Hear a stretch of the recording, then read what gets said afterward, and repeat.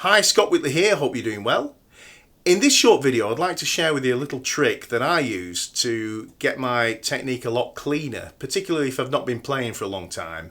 And what this little trick does is tries to help you get rid of all those kind of squeaks and pops and extraneous noises that can come out when you're playing. Okay, so let me explain this. It involves boosting the treble end of your bass tone a lot to an almost unpleasant level, and what that's going to do is make you compensate. You're going to have to compensate for that and play extra clean, and be way more in control of what you're doing to get anything like a nice tone. So let me kind of demonstrate this.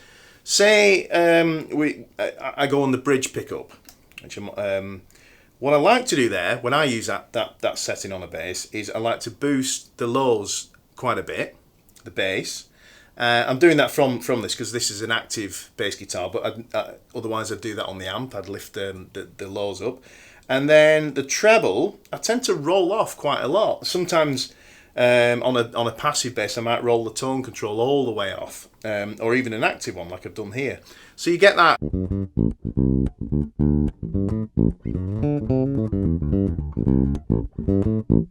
That nice kind of honky middly tone, but all the kind of harsh highs are gone, and it's a very kind of forgiving thing to do as far as technique is concerned there. I could have been getting all kinds of squeaks as I slide around the neck, and they're just not coming through. Let me do the opposite of that. I'm going to roll the bass back to the middle, so I'm not boosting the bass anymore, and I'm going to crank the treble all the way up. All right. So if you're on a passive bass guitar, what you'd be doing here is having the tone all the way on, up full, and going to the amp and turning the treble up, or if it's a graphic equalizer, the kind of top 3 or 4 sliders, kind of push them up quite a bit. And now there's a lot of really clanky treble going on there. It's almost, like I say, almost unpleasant. It's not a regular bass tone, that's for sure. It's usable, you can do things with that sound, but it's certainly not the way I would on a gig or on a session set my bass for most tracks. But for this trick, what I'm going to do now is play a major scale, and I'm going to kind of purposely misfret even more than usual some notes and not play them hard enough. And if I dig in slightly too hard, if I don't fret it properly, all that buzzing and stuff is going on. If I roll that treble off and the bass up, do the same thing. You can hardly hear it. So you can see how, excuse me, I'm all tangled up here. You can see how rolling the treble off and getting a nice fat juicy bass tone, although that sounds great, and that's what I would do a lot of the times, it is covering up a heck of a lot of stuff. Okay, so back to that setting with the treble boosted. Okay, what I'm now going to do is try and play that same major scale and try and play it as cleanly as I can. Now it's not going to be a big fat bass tone whatever I do. It can be to a degree, but that's another lesson. Okay, I'm just going to play regular fingerstyle, my regular technique.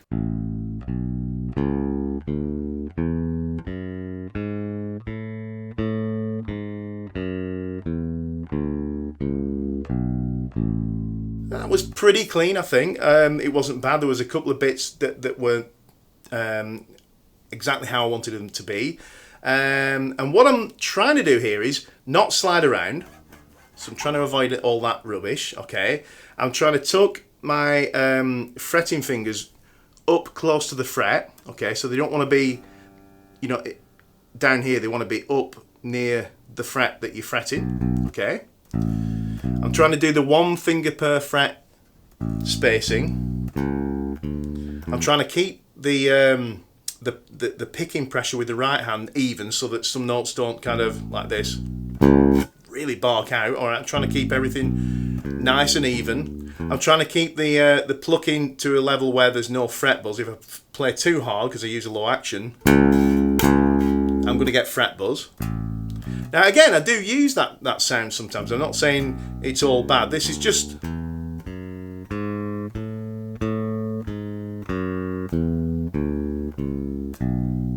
Another one that I got quite slightly wrong there is to try and fret the note at the exact time, same time you pluck it with your right hand, so you don't get this. You know, that kind of double click. You don't want that. So yeah, you can see how that really helps.